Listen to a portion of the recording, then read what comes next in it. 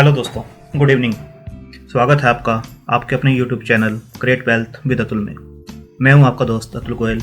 आज हम डिस्कस करेंगे दीवान हाउसिंग फाइनेंस के बारे में। क्या इसके ऊपर न्यूज़ चल रही हैं, क्यों ये लोअर सर्किट में बंद हुआ है, क्या आगे से स्कोप्स हैं, लेना चाहिए नहीं लेना चाहिए, कितना और नीचे जा सकता है और कितना ऊपर का स्कोप है, क्या कंपनी में चल रहा है, वो हम सब डिस्कस करेंगे। और चार्ट के ऊपर भी कंपैरिजन्स भी सब आपको आने वाले टाइम में मैं बताता हूँ क्या करना है इसके अंदर। आज आप देख रहे हैं Dewan housing finance limited DHFL 37.70 lower circuit में बंद हुआ है। कल भी ये लोअर सर्किट में बंद हुआ था। आपको यहाँ देखिए अप और यहाँ अप जाने के बाद ये कल भी लोअर सर्किट में था और आज भी लोअर सर्किट में है। 37.70 पे ये ओपन हुआ था। हाई भी वही है, लो भी वही है और क्लोजिंग भी वहीं पर है। तो हाई जो बनाया इसने 52 वीक हाई जो 42.85 का है, 52 वीक लो जो है 8.35 का है इसका, और अभी ये 37.70 पे चल रहा है। तो यहाँ पर आप देखेंगे लोअर सर्किट तो चल ही रहा है, तो आपको 15 मिनट की कैंडल या 5 मिनट की कैंडल पे दिखा के फ़ायदा नहीं है, वो तो एक लोअर सर्किट पे ही है। बट जो शेयर है आप यहाँ देखेंगे कल ऊपर गया, फिर यहाँ से कल नीचे बंद हुआ 39.65 पे, आज खुला वहीं पर और बंद भी वहीं हुआ 37.70 पे। तो आप देखेंगे शेयर जो था काफ़ी हाई से नीचे आया है। प्री कोविड लेवल पे भी आप देखेंगे तो ऑलमोस्ट यहाँ ही काम किया करता था 23-24 रुपये के आसपास। कोविड टाइम पर ये नीचे गया है और लो बनाया है। अब इसका जो सपोर्ट बनता है, जो पहला सपोर्ट है, अगर न्यूज जो कल आई थी जिसके बेस पे ये डाउन गया था, मैंने आपको दिखाया था कि कुछ इसके अंदर घोटाला हुआ है, 1000 करोड़ के आसपास का जो फ्रॉड हुआ है, उसके बेस पे स्टॉक एकदम से टर्न किया और डाउन आना स्टार्ट हुआ। बट किस लेवल पे हमें खरीदना है, क्या लेवल बनते हैं, वो एक बार देख लेते हैं।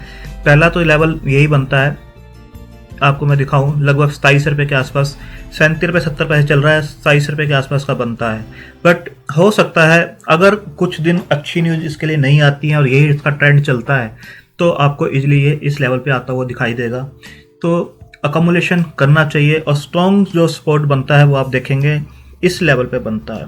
क्लियरली आप देख रहे हैं इस लेवल को तोड़ने में इसने ऑलमोस्ट, आप यहाँ से लगाएंगे कितना टाइम लिया है। यहाँ पर स्टॉक नीचे गया था, अगर यहाँ से भी आप कंसिडर करते हैं 2020 से 1 जनवरी से ही, तो ऑलमोस्ट इसने यहाँ तक का जो टाइम लिया है इसे तोड़ने के लिए 12 नवंबर के आसपास का इसने टाइम लिया है, यानी 10-11 महीने इसने पूरे स्पेंड किए हैं इस रेशो को तोड़ने के लिए। आप देखिए 17.90 लगभग 18 रुपये के आसपास का जो इसका लेवल था, यहाँ पर इसने ट्राई किया, नीचे से ऊपर आया, ट्राई किया, इस लेवल को नहीं तोड़ पाया, अगेन डाउन गया, हाफ हो गया वहाँ से 18 रुपये से 9.60 रुपये, अगेन इसने 17.40 मारा हाई, फिर नीचे गया ये कोविड टाइम पे 8.35 अगेन इसने ऊपर आया 15.80 तक, नहीं कर पाया कुछ, फिर नीचे गया, फिर ये ऊपर आया है 17.55, नहीं कर पाया। उसके बाद इसने जो रेंज थी, यहाँ पर एक रेंज थी लो बनाने की 8.35 के आसपास, उसको शिफ्ट किया, यहाँ पर कंसोलिडेट किया 11.28 के आसपास, तो यहाँ पर और ऊपर शिफ्ट किया। यहाँ पर देखिए 12.30 का इसका एक सपोर्ट बनाया इसने, और रेंज जो थी वो बिल्कुल नैरो होती चली गई। यहाँ पर आप देखेंगे रेंज थी 8.52 से लेके 18 रुपये के आसपास की रेंज थी, जो कि ऑलमोस्ट डबल की थी। मतलब कि अगर ऊपर से देखें तो 50% नीचे तक जाता था, नीचे से 50% ऊपर जाता था। यहाँ पर देखेंगे तो इसने अपनी रेंज को कम किया, यहाँ 17.65 देखेंगे ऊपर का बनता है, और नीचे का अगर यहाँ पर देखेंगे तो 12 रुपये का बनता है। तो 18 से 12 का, पहले 18 से सीधा 8 तक आता था, और फिर इसने यहाँ पे रेंज अपनी और नैरो कर दी। जब स्टॉक एक नैरो रेंज में काम करता है, अपनी रेंज को कम करता चला जाता है, तो कहीं ना कहीं वो ब्रेकआउट देता है। कोई भी अच्छी न्यूज़ अगर उसके अंदर आती है तो एकदम से ही वो ब्रेकआउट देता है। कंसोलिडेशन जो फेज होता है वो चलता है, 10-11 महीने ये कंसोलिडेशन फेज में रहा है। न्यूज़ इसके ऊपर आती थी, बुरी खबरें भी आती थी, तो सब इसके अंदर फैक्टर्ड आउट थी। सब मार्केट का जो प्राइस होता है, बोलते हैं भाव ही भगवान है, तो जो भाव चलता है मार्केट में उसके अंदर सब फैक्टर्ड इन होता है, अच्छी न्यूज़ भी बुरी न्यूज़ भी। तो आज जो इसका प्राइस चल रहा है उसके अंदर सब फैक्टर्ड इन है, इस प्राइस पे भी वो सब फैक्टर्ड इन था। तो कोई भी अच्छी न्यूज़ उसके अंदर आई तो उसने एकदम से ही सडन स्पाइक दिया है। अब देखिए 13-14 रुपए का जो चल रहा था, इसको तोड़ नहीं पा रहा था 10 महीने से। एक बार हिट किया, 2 बार हिट किया, 1 बार हिट, 2 बार हिट, 3 बार हिट, 4 बार हिट, 5 बार हिट, छठी बार में उसने उसको ब्रेक किया और देखिए 18 से सीधा 40-42 रुपए तक गया है। डबल से भी ज़्यादा उसने रिटर्न दे दिए हैं। जो कह रहे थे कि मार्केट में पूरी मार्केट ऊपर जा रही है, जो पेशेंस नहीं रख पा रहे थे, फ्रस्ट्रेट हो रहे थे इतना लॉन्ग रन से, बट जब भी स्टॉक और ज़्यादा अपनी नैरो रेंज कर लेता है, यहाँ देखिए और भी ज़्यादा नैरो रेंज इसने कर ली थी अपनी, तो जब नैरो रेंज में काम करने लगता है तो जहाँ पे ब्रेकआउट्स आते हैं वो ब्रेकआउट्स बहुत ही बड़े आते हैं। कोई भी अच्छी न्यूज़, कोई भी अच्छे रिजल्ट्स वो अच्छे आते हैं। मैं ये नहीं कह रहा इस कंपनी के उस टाइम पे फंडामेंटल अच्छे थे, बिल्कुल नहीं थे, बट टेक्निकली हम बात करें, जो टेक्निकल के ऊपर काम करते हैं, इसको उस टाइम पे बिल्कुल लॉन्ग रन के लिए रखने की कोई ज़रूरत नहीं थी, ना ही कोई रिकमेंड कर रहा था। सिर्फ हम बात कर रहे थे पैसा बनाने की, जहाँ मार्केट में अपॉर्चुनिटीज मिलती हैं हमें पैसा बनाना चाहिए। ऐसा छोटा पैसा इसके अंदर लगाना चाहिए जिसको अगर आधा भी हो जाए, जिसने इसके हाई पे भी लिया होगा यहाँ पर 17-18 रुपये के आसपास, और उसका पैसा यहाँ पर आधा हो जाएगा, 8-10 रुपये के आसपास आधा पैसा हो गया है। बट इसमें 5-10 हज़ार रुपये लगा के अगर छोड़ो, 2-2.5 हज़ार रुपये हो भी जाएं, तो लॉन्ग रन में क्या होता है, जब भी कोई ब्रेकआउट देता है तो मल्टीपल पैसा करके देता है ये स्टॉक। कोई भी स्टॉक इस टाइप का स्टॉक होता है, आपको उसके बिल्कुल सपोर्ट लेवल पे लेना होता है, और जब भी वो ब्रेकआउट देता है तो आपको मल्टीपल पैसा करके देता है, और बहुत ही छोटा पैसा लगाया जाता है ऐसे शेयरों में। आपका जो इन्वेस्टमेंट होता है वो 90-95% बड़ी कंपनियों में लगता है, बड़ा पैसा बड़ी कंपनियों में ही लगाया जाता है। छोटा पैसा जो होता है, आपका अगर 1 लाख का पोर्टफोलियो 3-4 हज़ार 5 हज़ार रुपये के आसपास जो आपका होता है स्विंग ट्रेडिंग के लिए, ब्रेकआउट पॉलिसीज के लिए, उनके अंदर लगाया जाता है, ताकि आपके जो पोर्टफोलियो उसको एक अल्फा जनरेट किया जा सके। तो उसमें पेनी स्टॉक भी हो सकते हैं, कोई टेक्निकली ब्रेकआउट वाले स्टॉक भी हो सकते हैं, अलग अलग पॉलिसीज हैं मार्केट में। कोई MACD पे चलता है, कोई RSI पे चलता है, कोई स्विंग ट्रेडिंग के ऊपर चलता है, कोई मूविंग एवरेज के ब्रेकआउट पे चलता है। तो कुछ लोग शॉर्ट टर्म के लिए भी पैसा बनाते हैं और थोड़ा पैसा उसके अंदर लगाया जाता है। तो ये स्टॉक भी ऐसा ही था जो नैरो रेंज में काम कर रहा था और धीरे धीरे उसने ब्रेकआउट दिया और एकदम से ऊपर गया। अब इस स्टॉक का जो बेस पहला बनता है वो 27 रुपये 70 पैसे के आसपास बनता है, 26 और 27 के बीच में। तो अगर यहाँ तक स्टॉक आता है तो हमें इसे वॉच लिस्ट में लगाना है और कंसीडर करना है, एकदम से इसे नहीं उठाना है।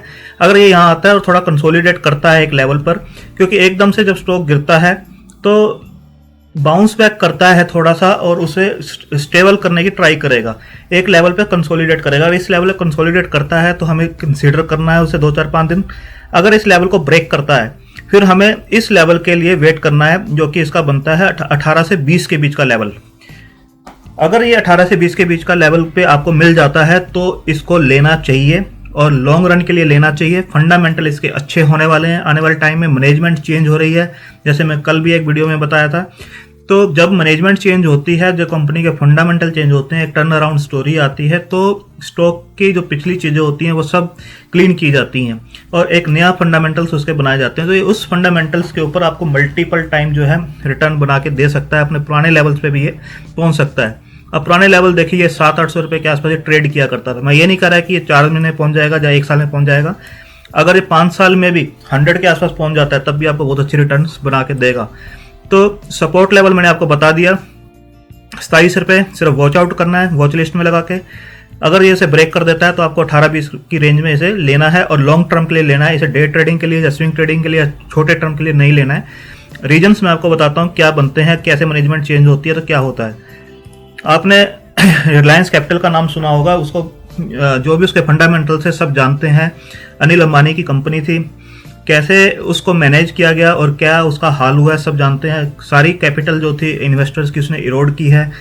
तो बाद में एक जापानीज कंपनी है निप्पॉन लाइफ, अब उसका नाम जो है Nippon life India asset management limited हो गया है। तो जापानीज कंपनी ने जब इसे टेक ओवर किया तो इसके सारे फंडामेंटल्स ही चेंज हो गए रिलायंस कैपिटल के। अभी मैं आपको इसको शेयर होल्डिंग पैटर्न दिखाता हूँ। अब देखिए, दिसंबर 2017 में 85% जो प्रमोटर की होल्डिंग थी उसमें से 42.88 एंड 42.88 दोनों के पास इक्वल थी, Reliance Nippon life insurance company और रिलायंस कैपिटल के पास। ये होल्डिंग जो है कई क्वार्टर्स तक सेम चलती रही है। देखिए, दिसंबर 2017 से लेकर मार्च 2019 तक सेम होल्डिंग चली है। उसके बाद रिलायंस कैपिटल का शेयर यहाँ पे कम हो गया है, यहाँ पर सितंबर 2019 में और भी कम हुआ है। और यहाँ पर ये और भी कम हुआ 0.93, और यहाँ पर ये सितंबर 2020 में बिल्कुल ही एग्जिट हो गए हैं और निप्पॉन लाइफ इंश्योरेंस के पास टोटली कंट्रोलिंग स्टेक आ गया है 75% के आसपास, जो सेबी की एक अपर लिमिट होती है, यहाँ तक पैसा लगाया जा सकता है। तो आप देखेंगे यहाँ से रिलायंस कैपिटल, जिसने ये कंपनी अपनी स्टेक बेचा था निप्पॉन को, अब निप्पॉन की मैनेजमेंट है, जैपनीज कंपनी है, निप्पॉन बहुत ही बड़ी कंपनी है। तो लाइफ इंश्योरेंस में वर्ल्ड में उनका पूरा नाम है, जो इसको जो मैनेज कर रहे हैं, तो इन्होंने टोटली ही टर्न अराउंड इसे स्टोरी कर दिया है। अब देखिए यहाँ पर स्टेक जो था कम हुआ था सितंबर 2019 में, यहाँ पे डिक्लेयर हुआ था कि इनका स्टेक कम होना स्टार्ट हो गया है। यहाँ पर जून में 42 रुपये 88 पैसे जब इसका शेयर जो स्टेक था इनका कंपनी में, वो 32 हुआ जून क्वार्टर में और 4.28 हुआ सितंबर में। अब मैं इसको ग्राफ पे आपको दिखाता हूँ। 2019 में अगर आप देखेंगे जून जुलाई के आसपास ये शेयर चला करता था, 193 के आसपास चला करता था जब इनका स्टेक कम होना स्टार्ट हुआ। अब देखिए यहाँ पर मई जून जुलाई 2019 है, और ये देखिए मई जून जुलाई में इनका जो शेयर था ऑलमोस्ट 190-200 के आसपास हम लगा लेते हैं, और जैसे ही यहाँ पे स्टेक कम होता चला गया, यहाँ से ये स्टॉक ऊपर आया। अगले क्वार्टर में और स्टेक कम हुआ, जैसे मैंने आपको यहाँ दिखाया, 42 से 32 हुआ, 32 से 4 हो गया, ठीक है। यहाँ पर स्टेक कम हुआ, यहाँ पर और स्टेक कम हुआ, तो ये स्टॉक यहाँ है। यहाँ पर कंपनी वो एग्जिट कर गई। स्टॉक प्राइस देखिए, अगर यहाँ मैं 200 रुपये पकड़ता हूँ तो ये 450 रुपये का शेयर हो गया था उस टाइम पर। उसके बाद कोविड के टाइम पे ये डाउन आया है, बट उससे पहले जैसे जैसे वो एग्जिट करते गए, फंडामेंटल्स कंपनी के चेंज होते गए, तो ये स्टॉक जो है 220 रुपये से या 190 से 220 की जो भी रेंज आप पकड़ोगे, धीरे धीरे वो एग्जिट कर रहे थे। 450 रुपये का शेयर हो गया था, ये डबल हो गया था वहाँ पर। अब देख रहे हैं 20 फरवरी को ये 450 रुपये का शेयर था, क्योंकि मैनेजमेंट जब चेंज होती है वो अपने अकॉर्डिंग वो चलाती है, अपने एक्सपीरियंस से चलाती है, उनके इंटेंशंस फोकस अच्छे होते हैं, तो शेयर्स एकदम ही डबल हो गया।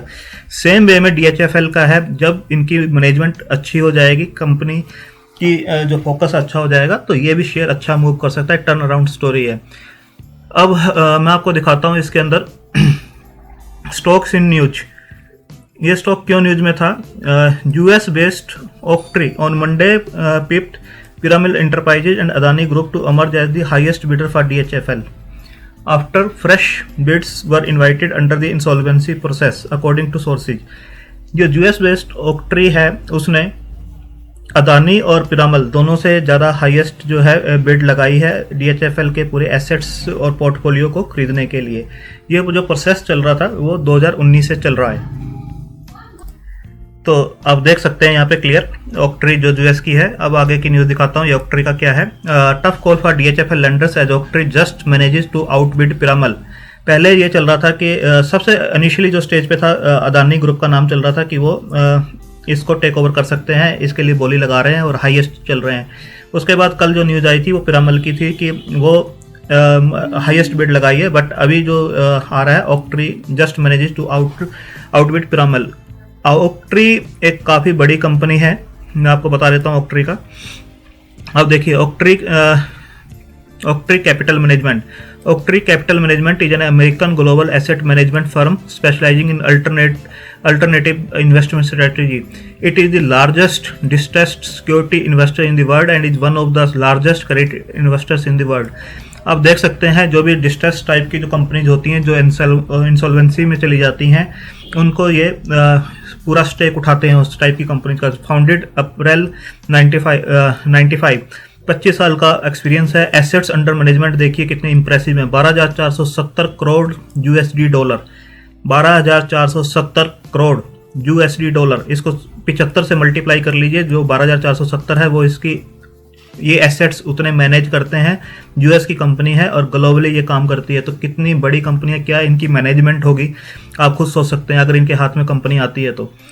अब आप देखेंगे US based asset management fund Oaktree Capital has emerged as the highest bidder for bankrupt housing finance for DHFL by taking offer of 36,646 crore for the entire company. The offer includes 11,646 crore in upfront.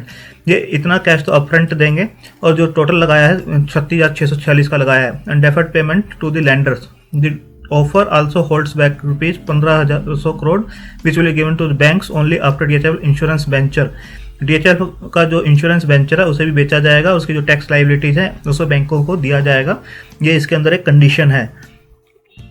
अगर आपको मैं short में बताऊं, ऑक्ट्री का जो है 36,646 करोड़ उन्होंने बोली लगाई है with 11,646 crore in upfront cash.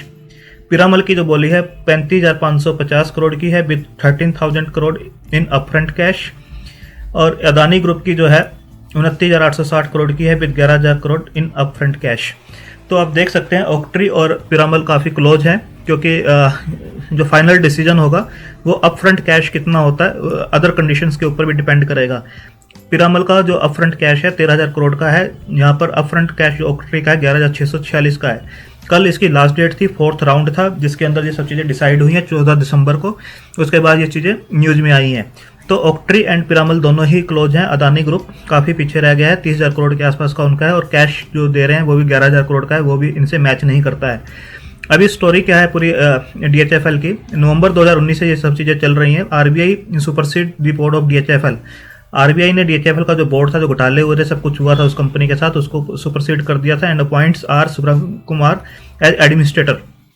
अपनी तरफ से एक एडमिनिस्ट्रेटर बनाया गया था नवंबर 2019 में। दिसंबर 2019 में NCLT orders bankruptcy proceeding against the DHFL after it fails to repay bank loans. DHFL जो है बैंक के लोन्स जो है पे नहीं कर पा रही थी, डिफॉल्ट हो रही थी हर जगह पे। तो NCLT के अंदर इसका बैंक्रप्सी की प्रोसीडिंग्स चलाई गई थी दिसंबर 2019 में। जनवरी 2020 में लैंडर्स इनवाइट EOI था DHFL एंड और इट्स बुक्स। DHFL के लिए और उसका जो पोर्टफोलियो था, उसकी जो बुक्स थी, उसके लिए लैंडर्स ने, EOI होता है impression of interest. Impression of interest कौन कौन सी कंपनियां अपने जो है इंटरेस्ट लेती है इसके अंदर, उसके लिए उसकी बोलियां मंगाई जाती हैं। तो फरवरी 2020 में 24 कंपनियों ने अपनी बिड सबमिट की थी, आप देख सकते हैं यहाँ पे। और अक्टूबर आते आते उसके अंदर से 4 ही नाम रह गए थे, जिसके अंदर से ऑक्ट्री, पिरामल और अदानी के नाम सबसे ऊपर चल रहे हैं। एक चाइनीज़ कंपनी भी थी बट उसने ज़्यादा उसके अंदर इंटरेस्ट नहीं दिखाया है। तो आप देख सकते हैं ये सारा का सारा जो चीज़ है। और ऑक्ट्री जो है काफ़ी बड़ी कंपनी है, यूएस की कंपनी है, और अगर इसके हाथ में इनकी कमांड आती है DHFL की, तो ये स्टॉक जो है अच्छा यहाँ से कर सकता है। जैसे मैंने आपको निपॉन का दिखाया था, तो जैसे जैसे रिलायंस कैपिटल इसमें से एग्जिट की थी, तो वैसे वैसे शेयर का प्राइस भी बढ़ना स्टार्ट हो गया। तो उसके फंडामेंटल चेंज होते हैं, क्योंकि एक कंपनी को चलाने के लिए जो होती है मैनेजमेंट ही सबसे बड़ी चीज़ होती है। अगर मैनेजमेंट अच्छी है, उसकी इंटेंशन अच्छी है, फोकस अच्छा है और बिजनेस की उनको अपनी नॉलेज है, तो वो उस बिजनेस को चला सकते हैं। सेम वे में ऑक्ट्री को ग्लोबली आपने देखा कितनी एसेट्स हैं, कितनी अच्छी मैनेजमेंट है इनकी। अगर इनके हाथ में DHFL की कमांड आती है, जैसा अभी लग रहा है, तो ये शेयर यहाँ से मल्टीपल हो सकता है, जिसे कहते हैं मल्टीपल। अभी छोटी कंपनी है, छोटा ही पैसा लगाना चाहिए। जब ये अच्छी ग्रोथ कर जाएगी तब बड़ा पैसा लगा सकते हैं। आगे आने वाले टाइम में कैसे फंडामेंटल्स चेंज होते हैं। जो इनकी फाइनल मीटिंग है वो है अभी 15 दिसंबर है। इनका 3rd वीक ऑफ दिसंबर में इनकी फाइनल मीटिंग है, जहाँ पे इनकी कॉल ली जाएगी कि इनको कैसे करना है। जो लैंडर्स हैं वो 3rd वीक में इसका पूरा का पूरा बताएंगे कि फाइनल क्या हुआ है और कैसे कैसे इसको टेक ओवर करना है, क्या क्या इनकी कंडीशंस हैं। जो मैं बता रहा था एससी सोलवे, ये फोर्थ जो यहाँ 4 फर्म्स का नाम आ रहा है, ये SC Lowe which made and conditional offer 2300 crore for the corporate loan.